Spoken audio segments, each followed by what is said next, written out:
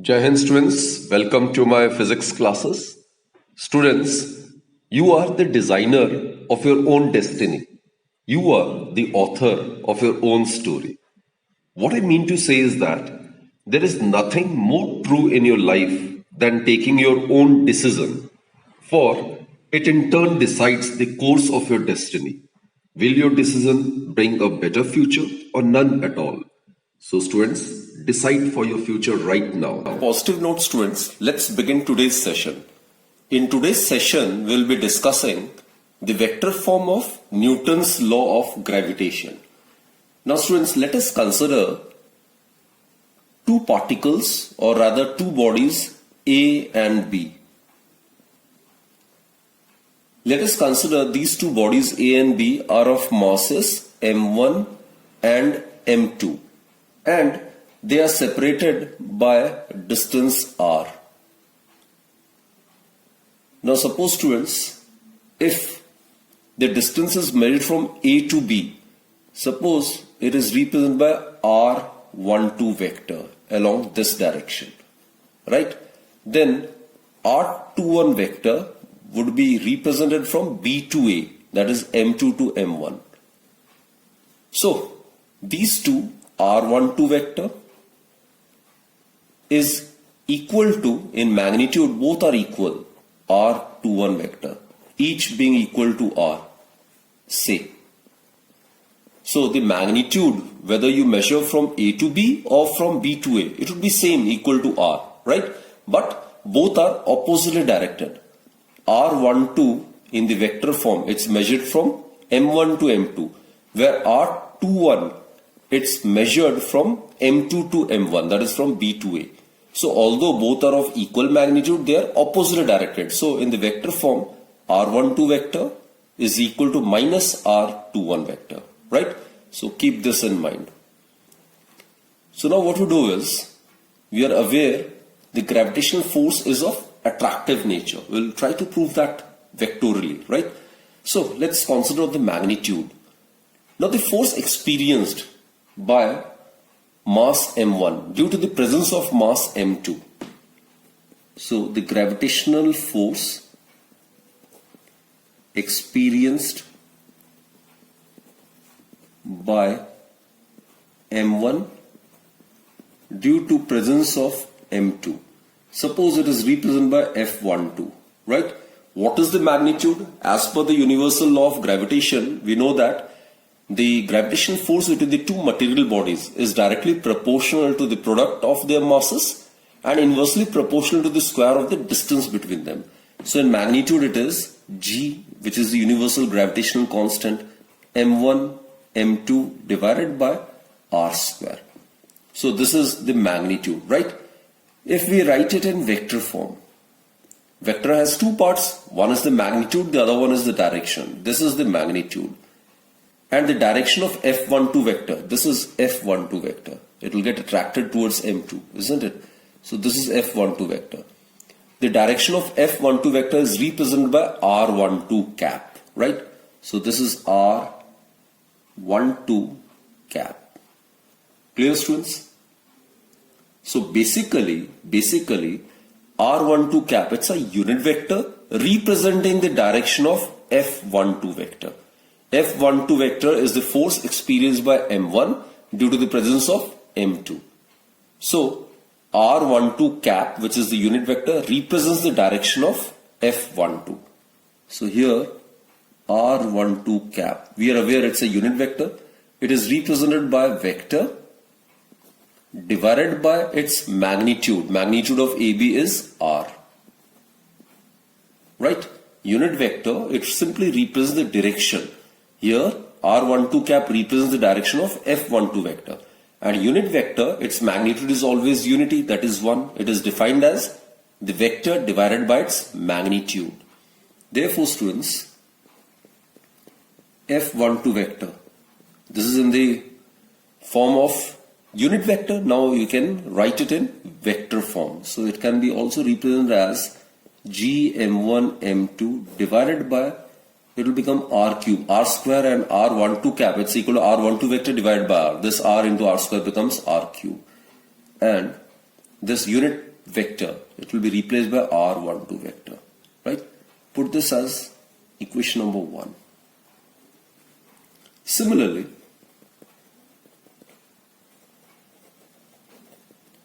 force experienced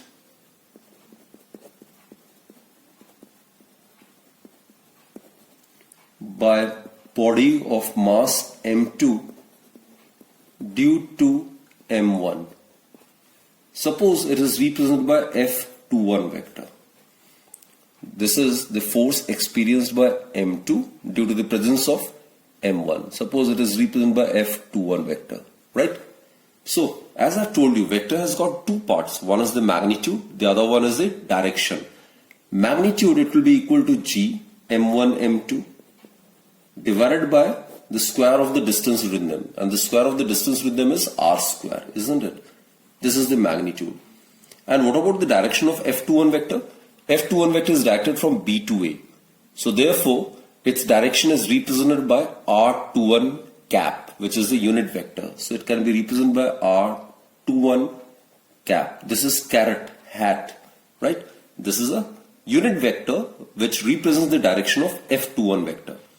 On the left hand side, it's a vector which has got two parts. This is the magnitude and this represents its direction, right? Now again, R21 cap, unit vector is vector divided by its magnitude. What is the magnitude of R21? It is equal to R. Therefore, F21 vector is equal to G m1 m2 divided by, substitute the value of R21 cap over here. So what do you get in the denominator? R square into R, that will give us R cube. And here in place of R21 cap, we will get R21 vector. Put this as equation number 2. And we know the relationship between R12 vector and R21 vector. One is the negative of the other. These are the negative vectors of each other, isn't it? Put this as equation 3.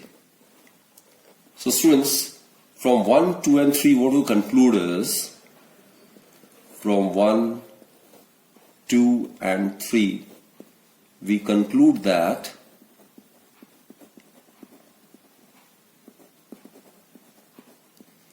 look, this part is same, isn't it? This part is exactly same. Gm1 m2 by r cube. Here also it is Gm1 m2 by r cube. And r12 vector is equal to minus r21 vector, isn't it? So from 1, 2 and 3, it can be safely concluded that F12 vector is equal to minus F21 vector. So that's the very, very important conclusion. We'll try to interpret this particular result, right? We'll try to interpret this particular result. So, F12 vector is equal in magnitude to that of F21 vector, but oppositely directed. So students, very, very important points we have concluded is, first point, these two forces are equal in magnitude and oppositely directed. Therefore, they form action-reaction pair. That is, F12 vector and F21 vector are equal in magnitude and oppositely directed. Isn't it? Negative sign suggests that they are oppositely directed. Therefore, students, F12 vector and F21 vector form action-reaction pair. It forms action-reaction pair. That is, both the forces are of equal magnitude but oppositely directed. These are oppositely directed. M1 will get attracted towards M2, M2 will get attracted towards M1, right? And the second very, very important information is that this negative sign suggests that the angle between these two is 180 degree. That is, they must be acting along the same straight line, isn't it? So these forces are acting along the line joining the center of these two material bodies. Such forces are known as central forces. Again, I repeat, students, F12 vector and F21 vector are directed towards the center of the mass of the two particles. That is, these two forces acts along the line joining the center of the two bodies. Therefore, such forces are known as central forces. So, gravitational force, we have proved that the gravitational force or gravitational forces are the central forces. Gravitational forces, they are the central forces. That is, they always act along the line joining the center of the two bodies under consideration. So these are the two important points which we can conclude by writing Newton's law of gravitation in the vector form, right? Now students, let us discuss some special features or the properties of gravitational force, right? First and foremost, just now we have discussed by writing Newton's law of gravitation in the vector form, we have concluded that the gravitational force between the two bodies constitute an action-reaction pair. So gravitational force, it constitutes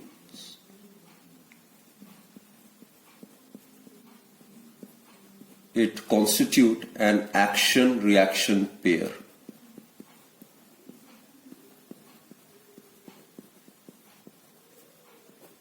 That is, the forces between the two material bodies under consideration are equal in magnitude but oppositely directed. That is, they are opposite in direction. Second point, students. The gravitational force between the two bodies does not depend upon the nature of the intervening medium. So if you consider two bodies, if they are placed in vacuum or the medium between them is some oil or any other medium, if the two bodies under consideration at the same separation are placed in any medium, the gravitational force between them is found to remain constant. So from that we can safely conclude that the gravitational force between the two bodies is independent upon the nature of the intervening medium. So the gravitational force is independent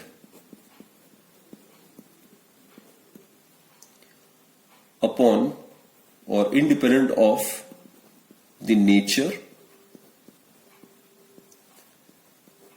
of the intervening medium.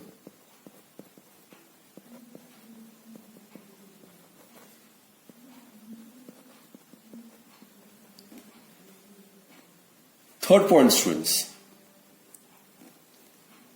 The gravitational force between the two bodies does not depend upon the presence or absence of other bodies. So basically, if the two bodies are present and some other bodies are also present around its vicinity or around its surroundings, then it is found that the gravitational force between any two given bodies is found to be independent of the presence of any other bodies around its surroundings. That is, it does not depend upon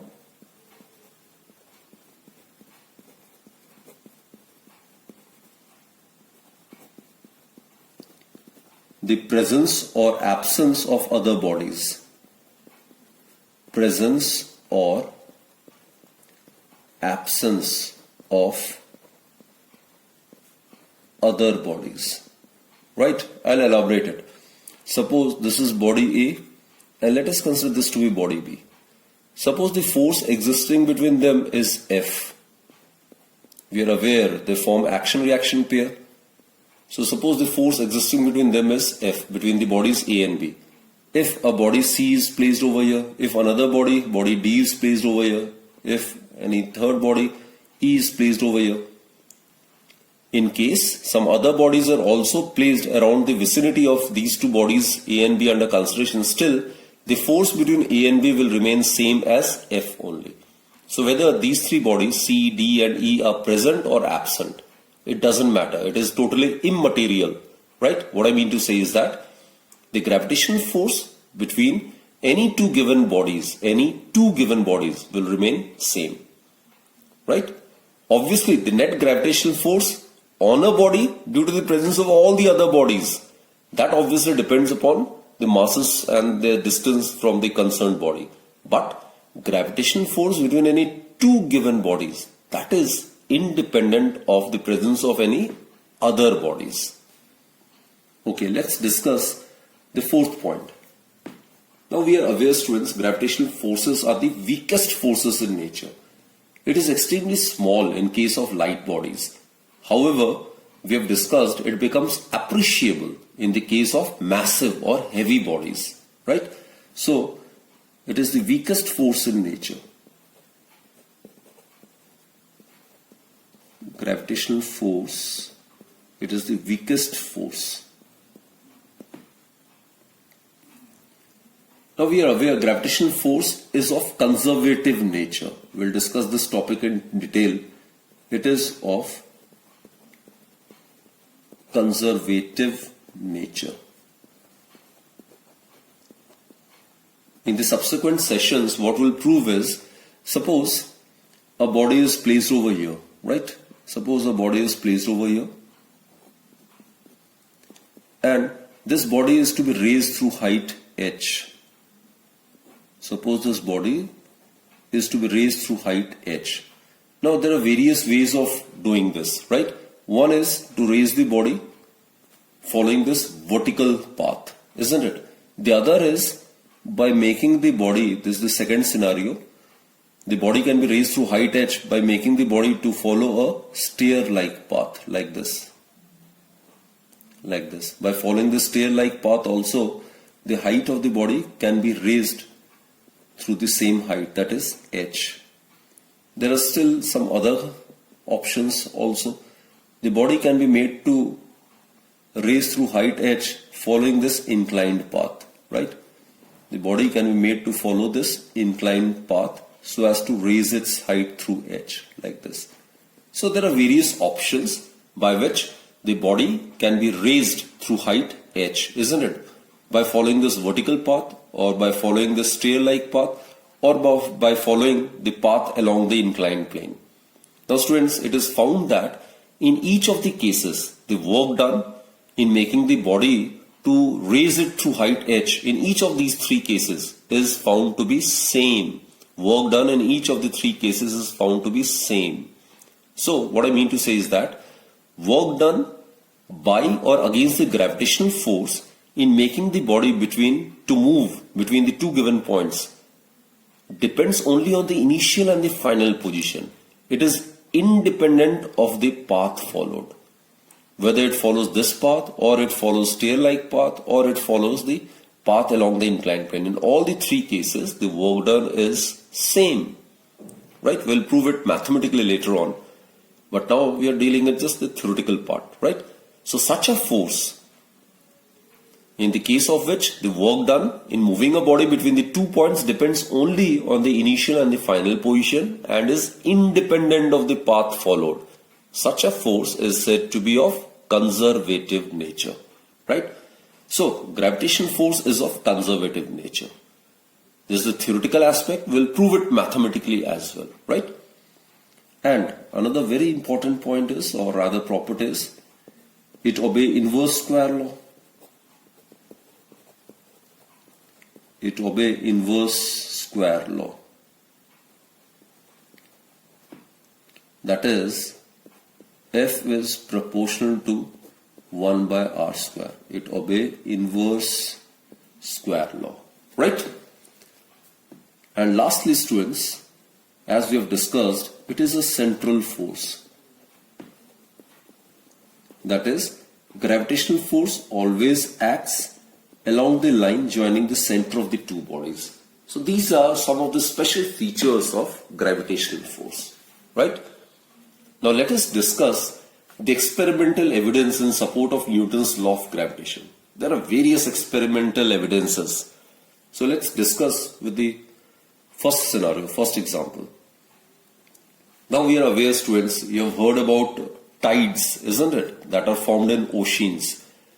Actually, it is due to the gravitational force of attraction between the moon and the sea water on earth that tides are formed in oceans. So this is one of the important experimental evidence which is in support of Newton's law of gravitation. So it is responsible it is due to gravitational force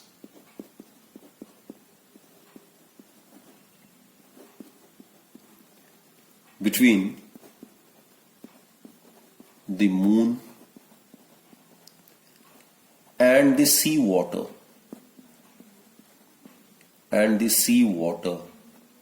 on earth. Obviously, sea water on earth, that tides are formed.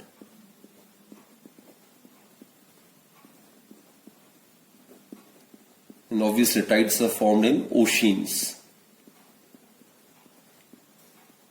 So basically the formation of tides, that is due to the gravitational force of attraction between the moon and the earth.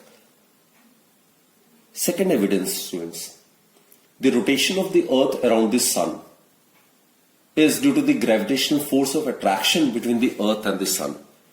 Like we are aware, this is the sun, and all the planets including earth revolve around the sun in elliptical orbit. This is the earth, and this is the elliptical orbit with sun positioned at one of its two foci, right? So the earth revolves around the sun in elliptical orbit due to the gravitational force of attraction between the earth and the sun. So this force is the gravitational force, right? So revolution of earth.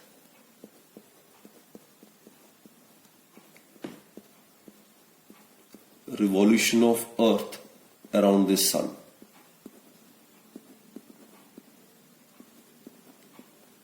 It is entirely due to the gravitational force of attraction, right? Then students, similarly, the rotation of the moon around the earth, it's again due to the gravitational force between the moon and the earth. So rotation of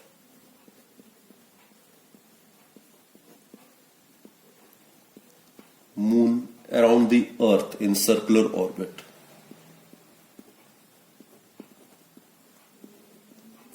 Again, it is the proof of the existence of law of gravitation, right?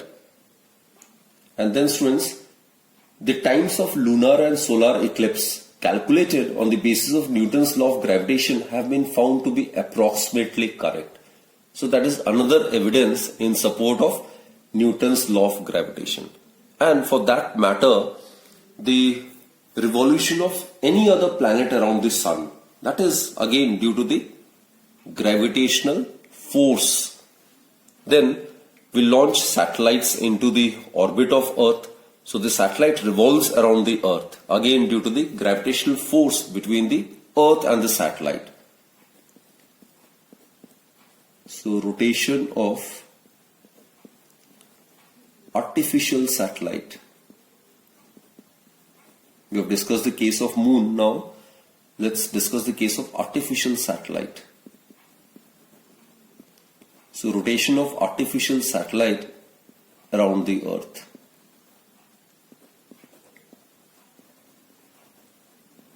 So that is due to the gravitational force of attraction that exists between the satellite and the earth, right?